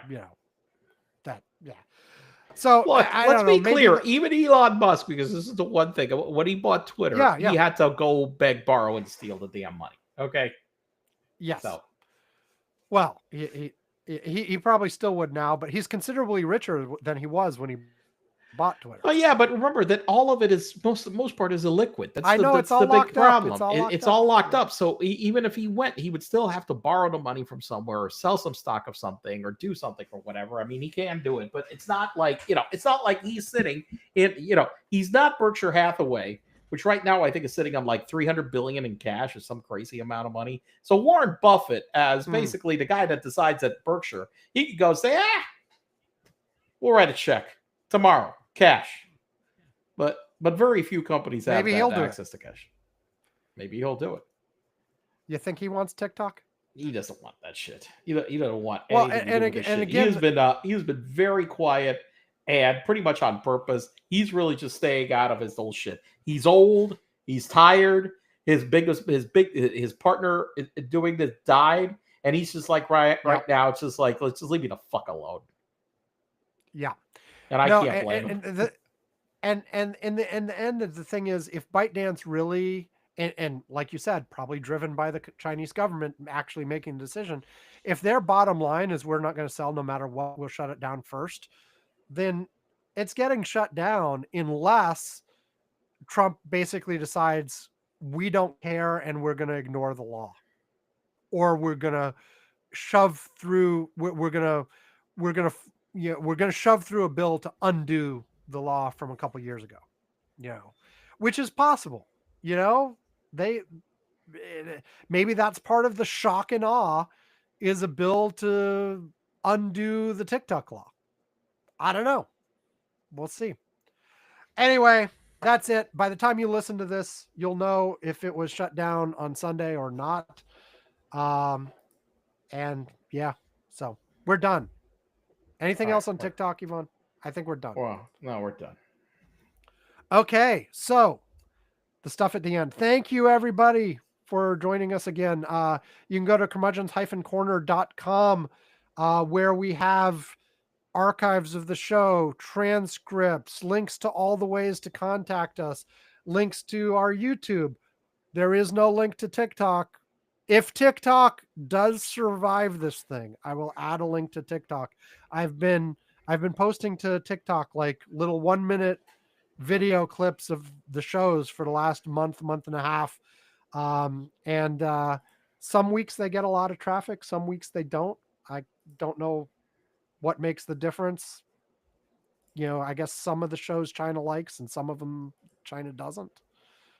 But okay. I probably won't get to even post clips from this show before they shut down, if they're really shutting down on Sunday, unless I really rush it out Saturday. I don't know. Maybe I will, maybe I won't. I don't feel like rushing, You're tired. And anyway, go check out our TikTok before it disappears. I don't know. It's Curmudgeon's Corner on TikTok. You can search for it. Anyway, all that stuff is on there. Importantly, also a link to our Patreon where you can get, I promised last week I'd look up what the right rewards were for the 3 people who adjusted their Patreon last week, and I forgot. Remind me next week, Yvonne. I'll look it up. Figure out what they deserve. Anyway, thank you for everybody who already contributes to our Patreon. If you don't contribute to our Patreon, consider it. It's just a little bit of cash to help us pay for the expenses of the show. And importantly, and at various levels, we'll mention you on the show. We'll ring a bell. We'll send you a postcard. We'll send you a mug. And importantly, at $2 a month or more, or if you just ask us, we will invite you to the Curmudgeon's Corner Slack, where Yvonne and I and a bunch of our listeners are chatting throughout the week. And also tell your friends. I remembered last week, but for years I've forgotten to say tell your friends. Oh, and review us on iTunes. I haven't said that in years. I haven't checked in years. Well, we haven't checked it. Yeah, we haven't checked the reviews. I haven't checked that forever. But leave us a review on iTunes and tell your friends and boost us up so we can be making millions on this show too. Boost.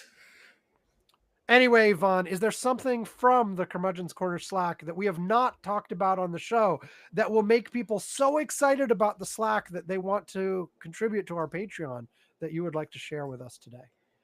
I was actually looking for this stuff. see what we've got here. That sounds interesting and funny. By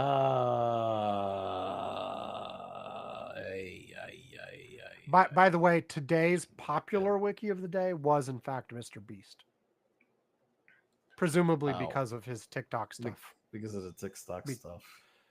Well, okay, so Planters offers $45,000 and benefits to drive its iconic Nutmobile. Apparently, I mean, I'm guessing they got to pay travel expenses, right? You know, it's not just, you know, you get fuel expenses and hotel, right? They want you to drive this thing all around the country, yeah. So right, so they got to be paying for travel expenses. So apparently, do you dream of hitting the open road in a peanut-shaped vehicle? Planters is giving 3 lucky people a chance to drive its iconic Nutmobile across the country, earning $45,000 a year, plus travel stipends, health benefits, and a 401k.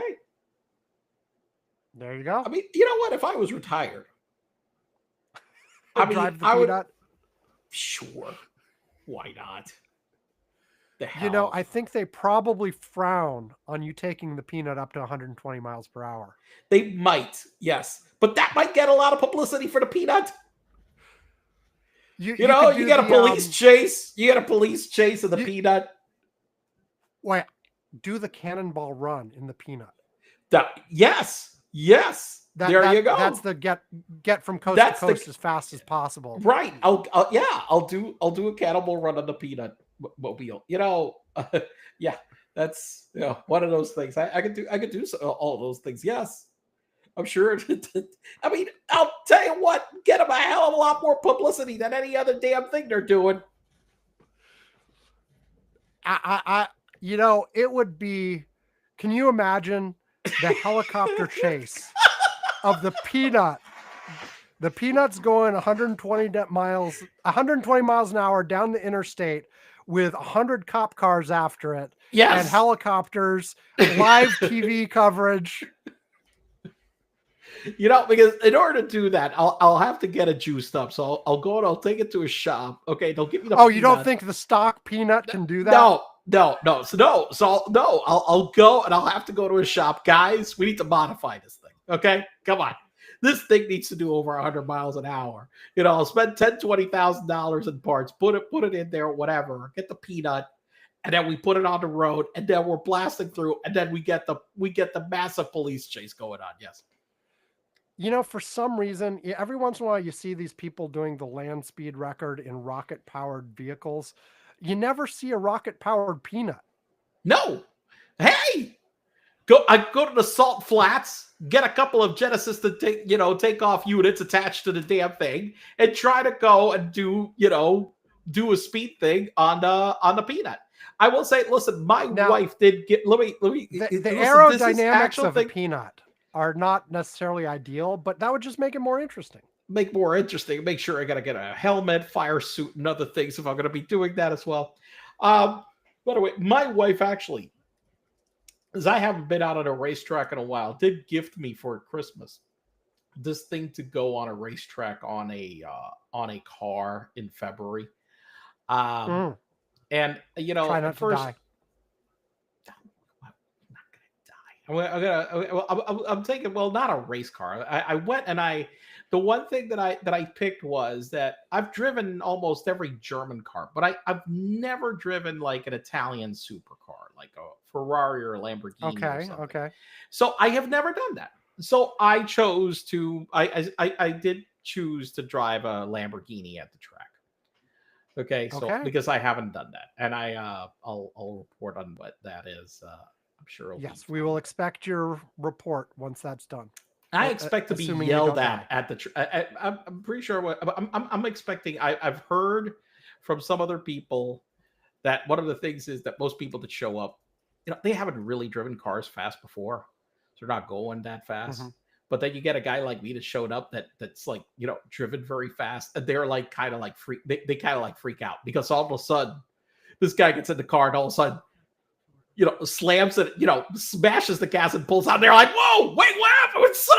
So I'm fully expecting to be yelled at next month very loudly. So that's already happened. So we'll see what happens. I'll try not to get killed. Very good. Yes. Try not to get killed. And, you know, if you're going to do the cannonball run with the peanut, though, you got to make it a race against the Oscar Mayer Wiener. I mean, can you imagine the publicity that we would get? Peanut versus Oscar Mayer Wiener cannonball run.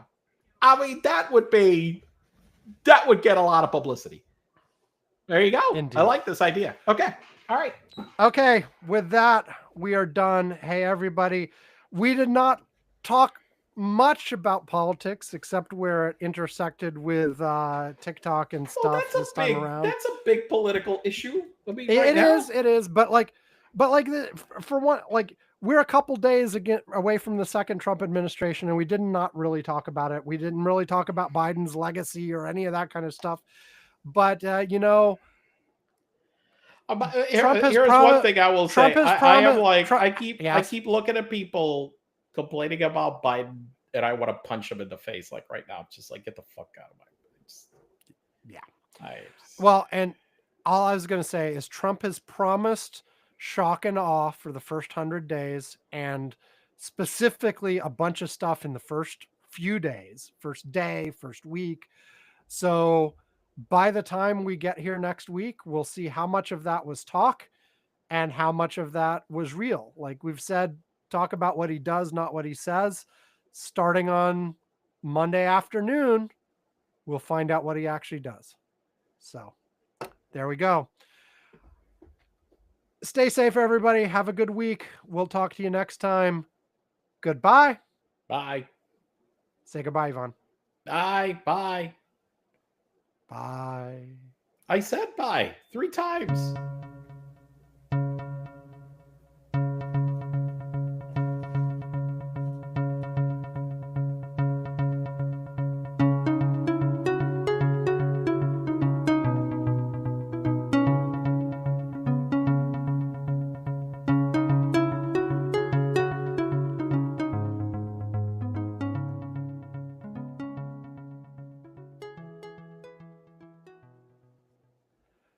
We didn't talk about the Gaza ceasefire deal either, but we'll find out whether that actually happens. And that's still not in effect. It's supposed to take into effect later this weekend. Everybody approved, but we'll see what actually happens and how long it lasts and blah, blah, blah, blah, blah, blah, blah, blah. Anyway, goodbye, Vaughn. I'm hitting stop. Bye. Okay, uploading. All uploaded. Goodbye, Vaughn. It's all done. Bye. Later. Bye.